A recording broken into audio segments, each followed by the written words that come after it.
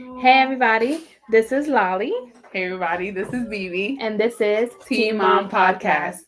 Podcast. So welcome in. We're so excited to be in our second video. As you guys saw from our post, our second video is basically going to be speaking about mental health. In a little while, we're going to get into that, but for right now, we wanted to give thanks to everybody that's already given us a lot of support.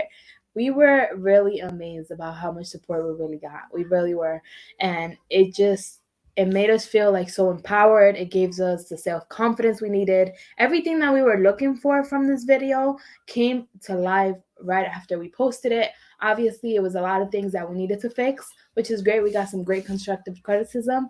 For everybody that did reach out and watch the video, we are so grateful because, again, we're doing this for us, to get a lot of things out that, has been in our hearts, but we definitely are doing it, to get everyone together. So we're going to get right into the video, and Bibi's going to give you guys a little background about everything.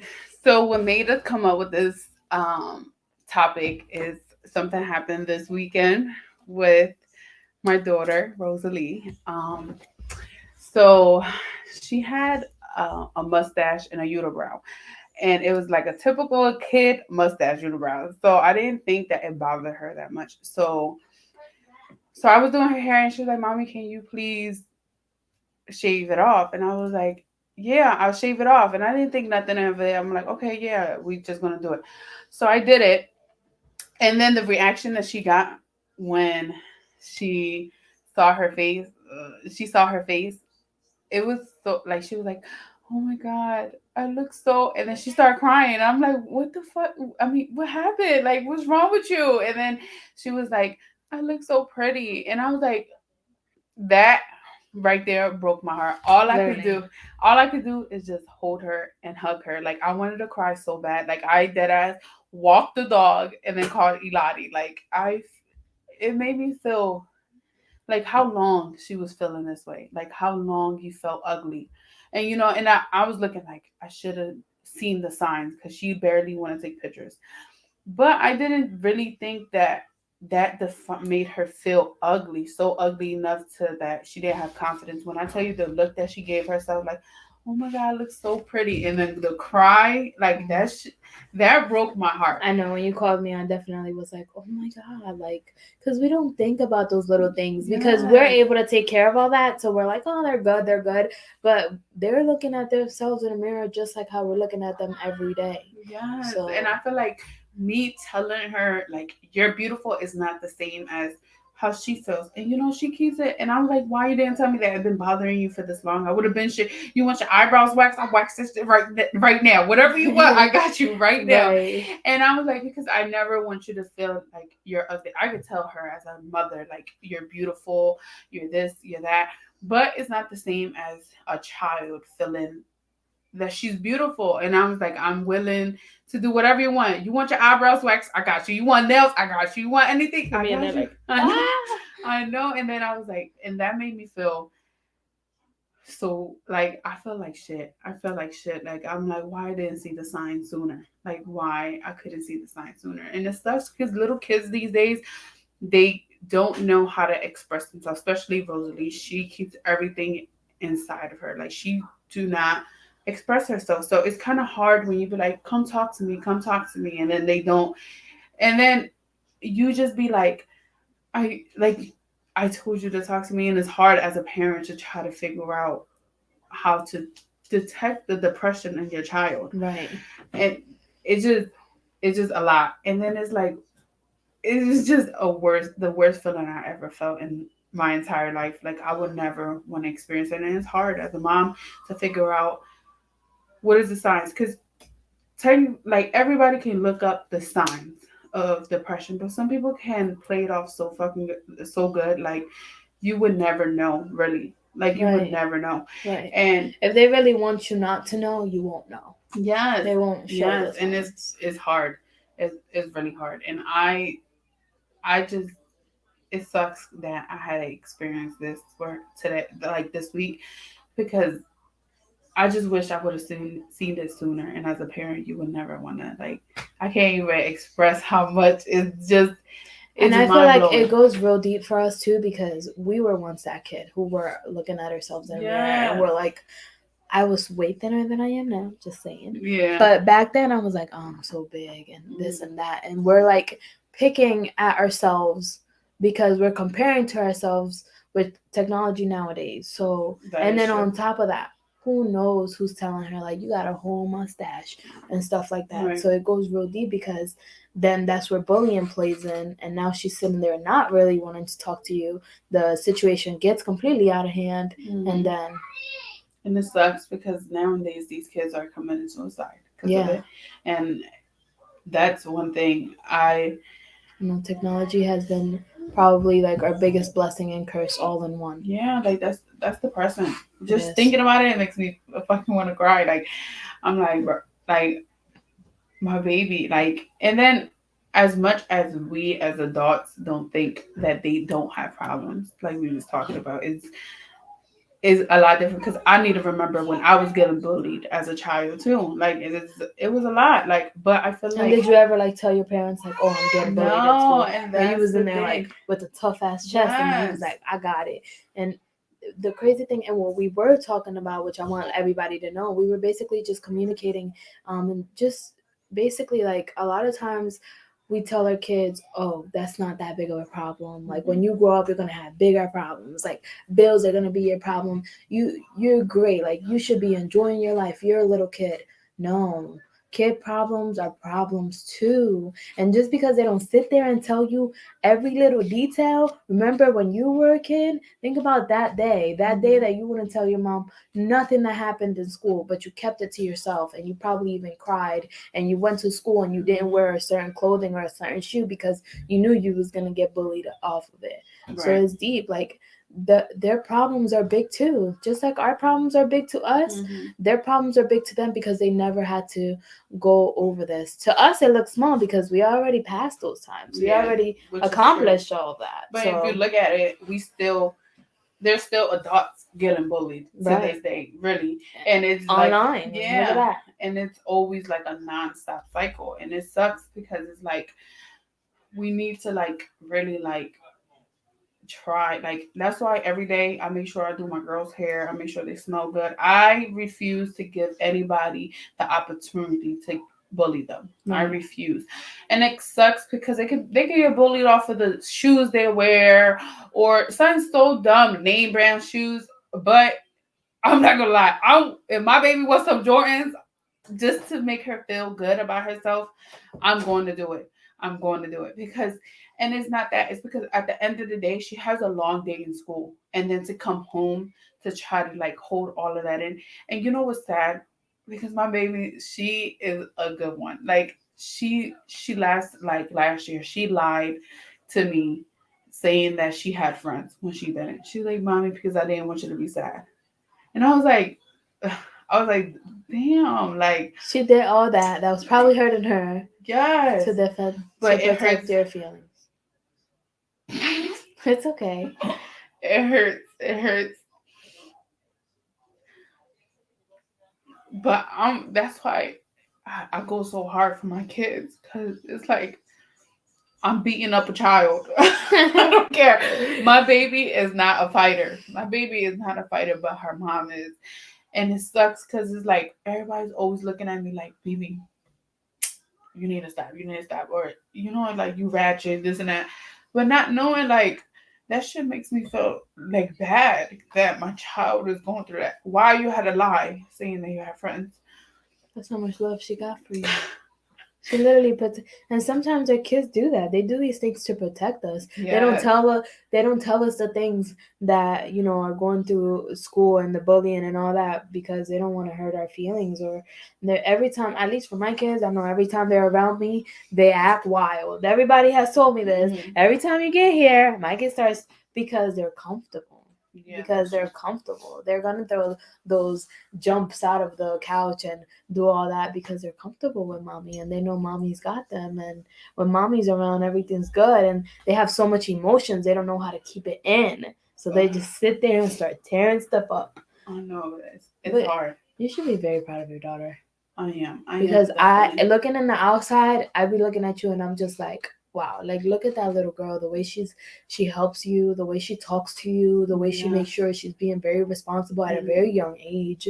She has like an old soul for her Right. age. And even when she's talking to me, I'm connecting with her and I'm like, yeah, what's going on here? Like, you want to be friends? We can be best friends. Yeah. And then that's why I think like it's gonna be harder for her to have friends because she's not connecting to her age group, and that's okay, because that means that when she gets into those colleges and to all that, those are her kind of people. Yeah, it just sucks because that's a long way. It is a long before you. We always say it's a long way, and then before we know it, bam. Like she makes friends this year, like I'm happy, but you know the simple fact that she had to lie about it. And it's sad. And now that these kids are like committing suicide for little things, yes, and it sucks because that little thing that we think that was small to us. Is and then we probably made it seem even smaller by saying it's not that big of a deal or whatever. And I feel like we had no choice to have that backbone for, like, for example, I used to give up. I had no choice to defend myself, and I know I can defend myself. But for kids that can't defend themselves, it's a lot harder. Like, it's so much harder, and it's even harder when they don't speak up. And it's like, right, it's just a lot when it comes to being a parent and dealing with a child that is depressed without us. And it sucks because a lot of parents just be like, "You're not depressed. You're not depressed," and not realizing like they really are. There's really different kinds of depression. Yes, and it's really, we just need to get that out of our sentence, moms, dad out here. Like, their problems are just as big, because at the moment they're not big to us. Again, we already experience life. To them, the end of the world might look like you looking through their phone or you doing whatever. Like, literally, I remember being young, and we're gonna dig into a little bit about parent mental health, because I remember being young and I tried to do something stupid and I drank a whole bunch of pills because my dad went through my phone and saw stuff that I was supposed to be doing at the time. And at that time, I was just like, well, I mean, why not? Like, I didn't think nothing of. For me, it wasn't a big deal. It was just like, oh, I just want my world to end. Like, I was being hella dramatic. So my dad comes in the bathroom, and I remember all this. We went to hospital. I stayed there. They were gonna have a social worker talk to me. And this is where it gets a little bit deep, because I remember Bobby, he was just like telling me exactly what he wanted me to say. And I was sleeping, and he woke me up and he was like, you need to say this and you need to say that.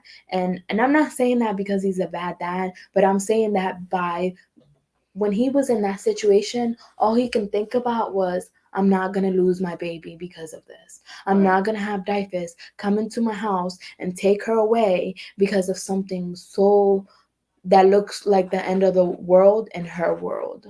Like, that was his mental health.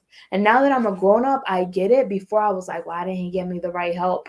Because he probably didn't know what the right help looked like. And he was afraid that the right help meant me being taken away from my home, or me being taken away from my parents. Like, that's deep.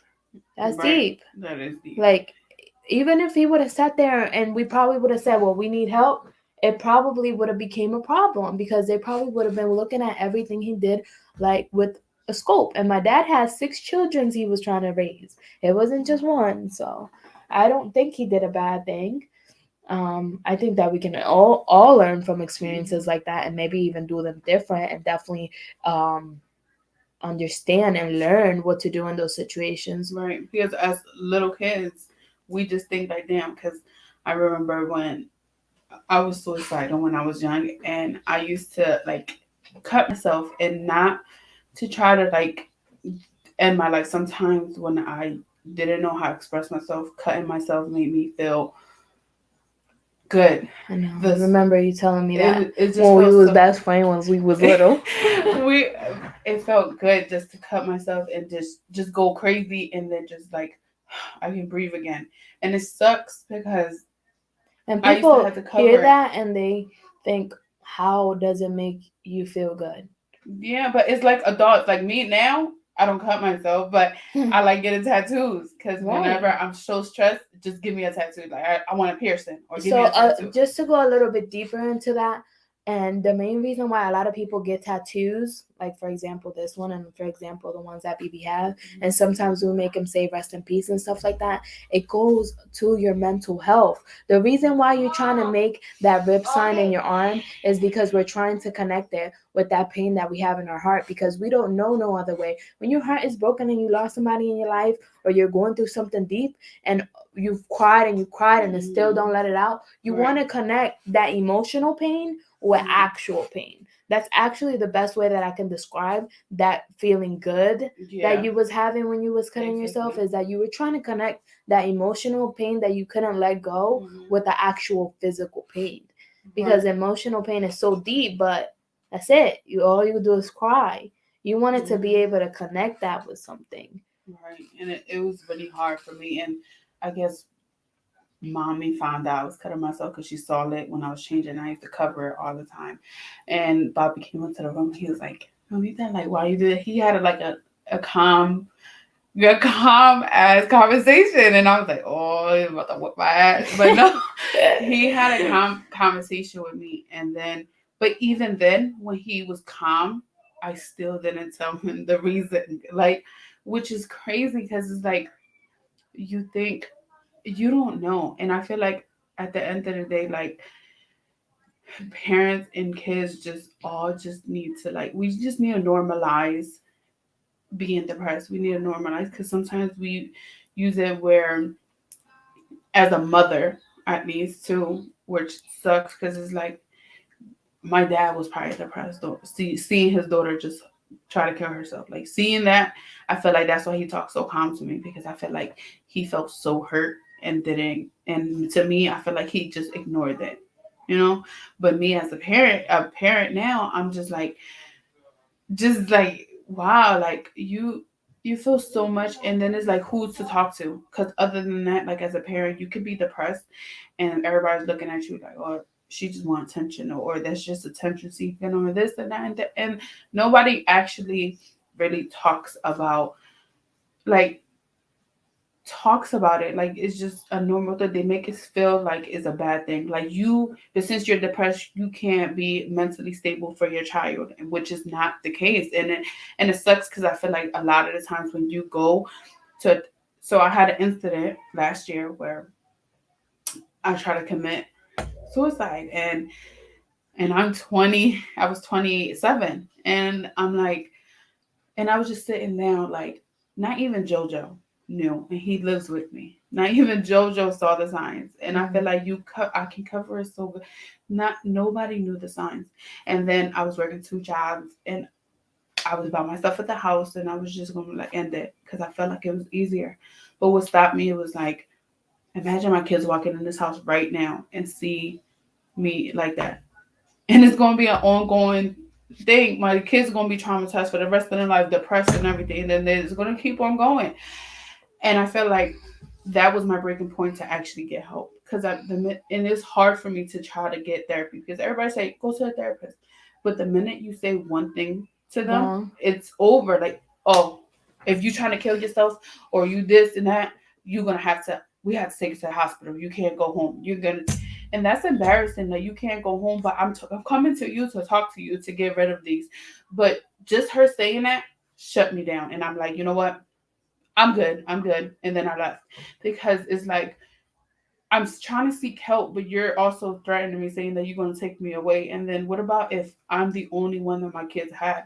My kids gonna be where they gonna go? Yeah, it seems for society it seems so easy, and I'm not saying that mental health institutions and all these institutions are bad. No, if anything, I feel like everybody needs to talk to a therapist. Look, even even therapists talk to therapists. Like, listen to that. Even therapists have therapists. Like, that's that deep.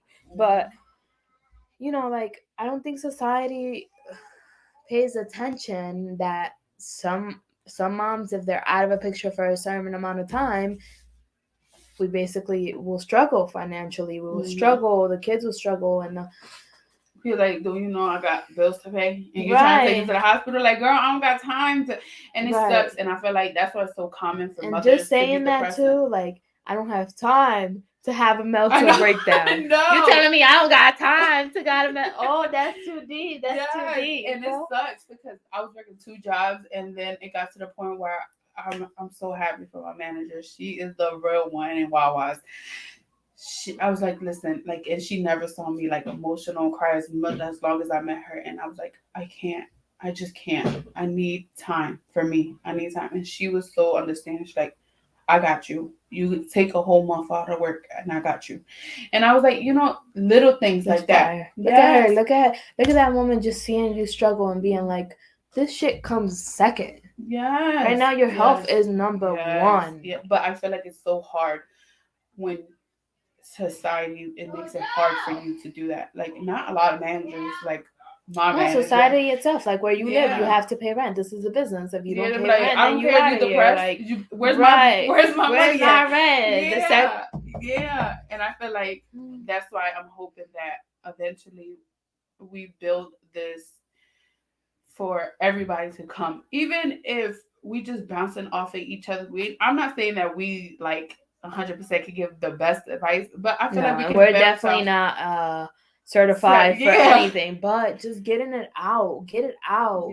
Yes, you went through it. Yes, we do things that we are regretful for because at the time it was our end of the world. At that time, I didn't think of.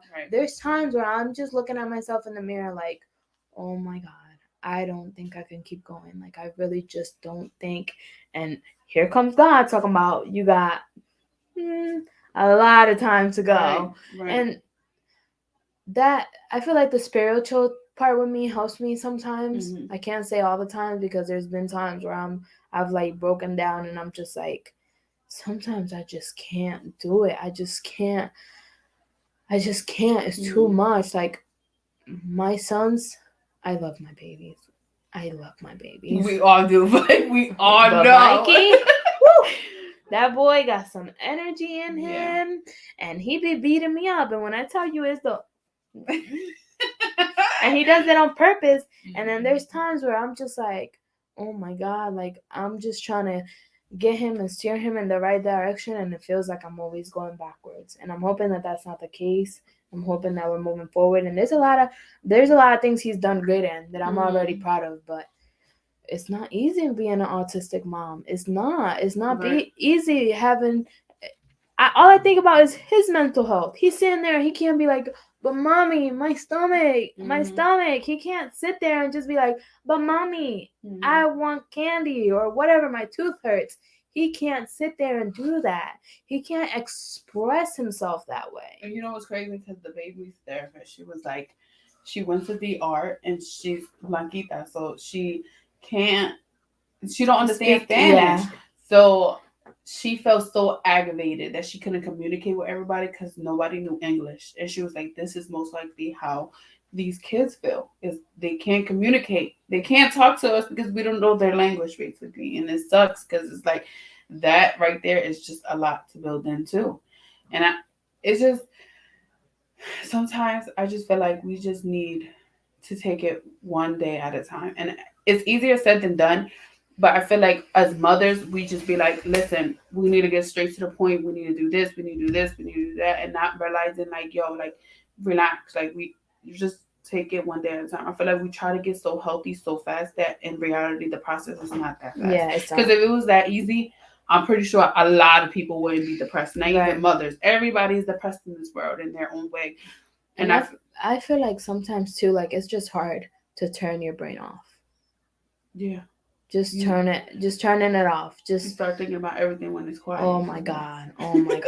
Literally last night, it was me like, I hope the podcast goes good. I hope this and this and this. And it was like deeper and deeper and more holes and more holes. Right. And it was 2:00 in the morning and I'm like, yo, what is up? Like, I was gonna pop a pill to go to sleep. I ain't no drug addict. I just needed something to get me sleeping. Yeah. But it's like shutting your brain off to be able to actually relax and fall asleep. And that, I feel like that's why lately I've been so strict on my sleep to the point where I used to stay up for my cricket. No more. I told myself I got a bedtime. That shit is 11 o'clock. I'm laying down even if I'm not sleeping. Right. So and that's good for your brain. You gotta shut it off. You just gotta be like shh. And that also goes for the moms that smoke weed. I don't smoke weed, but like society also makes it feel like you smoke, you're a bad mom. In reality, nobody's a bad mom. And I feel like that makes them depressed enough to start smoking even more, because it's like, who are you to tell me smoking is bad? Who are you to tell me what just because you don't agree with it and just because you don't like it don't mean that it's bad for me? Because there's a lot of females out there that can function perfectly fine with their kids, and it doesn't mean that they can't handle their kids, and it sucks because that just alone, I feel like sometimes some people are more open about it. Like, yeah, I smoke weed, it is what it is. But some people really are quiet about it because they're scared that somebody's going to judge them. That's right there is the person alone. That's the person right there. So it's like, so we just all need to find a balance, even if we just talk to somebody. And I feel like it's not as easy because I know when I was going through that depression, my friends, we were supposed to chill, and they was like, no, BB. They came over here, ambushed me, like, get your ass ready right now. We went to Applebee's and was drinking. And I was like, and that's a big part of it. Like, yeah, when you start getting those feelings that you don't want to socialize, you don't want to get out, you don't want to take a picture, you don't want to do none of that. That is how deep it is. That's literally how, like, when you start not wanting to do those things, those are the things that make you go deeper into depression and deeper and deeper and deeper. Because now you don't got people trying to make you laugh, trying to bother you, playing jokes on you. Like, if you don't, you have to look for that. And if you don't got that, you can hang out with me. I got a lot of that. And me. I got a lot of that. I got a lot of that to give for free. I'll be at work making fun of these attorneys. So I ain't afraid to make fun of nobody. But even just chilling with somebody and just being like, just in the same room. Like, some people think that just to be social, that you have to go out, you have to drink. No. I used to, a lot of times, one of my friends, her name is Kalia, and we used to chill. And I used to be on my phone here, and I did the same thing over there at her house. But it's the simple fact that it's just the company, Like, sometimes you just want, we both can sit down and do nothing together. Like, now that you said that, me and you have never, like, been hanging out and been on the phone, like, distracted. Yeah, because we always nonstop talking, like, 50 other conversations. I just noticed that, and I was like, usually when I'm, like, in front of somebody, they're usually, like, in their phone, and I'm like, damn, you rude. Like, I'm right here. Pay attention to me. Yeah. But yeah, I completely agree. Like, you can be home. You can make a thing out of anything. I feel like you can make your home whatever you want. That is the place. That's your throne. Right there, when you go into your home, that's supposed to be your happy place. Make it into whatever you want. You pay a lot of rent for that place. You make sure that when you go in there, your mind feels at peace, and you're like, yes. Right. That mental health is important. Yes, it's very important. Everybody need to take care of themselves, because everybody feels it eventually, just one way or the other.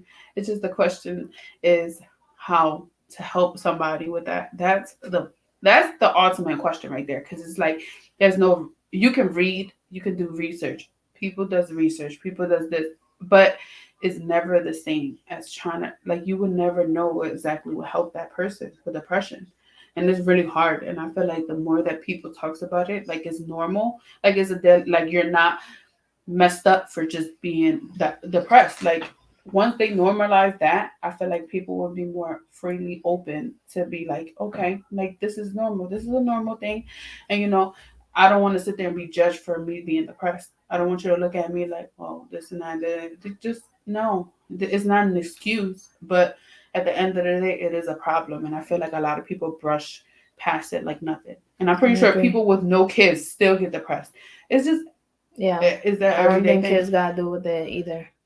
Right. You know what? No, I'm just kidding. No, honestly, no. Like, I just really, for example, like, you said something and I meant to go back on it. I'll probably remember it later, but I feel like if somebody's depressed and they're not showing the signs, make sure they're just not staying by themselves a long time.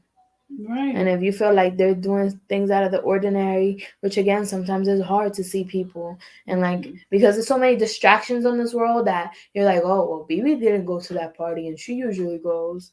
Yeah, it's just a little thing. Even, to be honest, sometimes just hitting somebody up, sometimes it's so much, but sometimes it does count.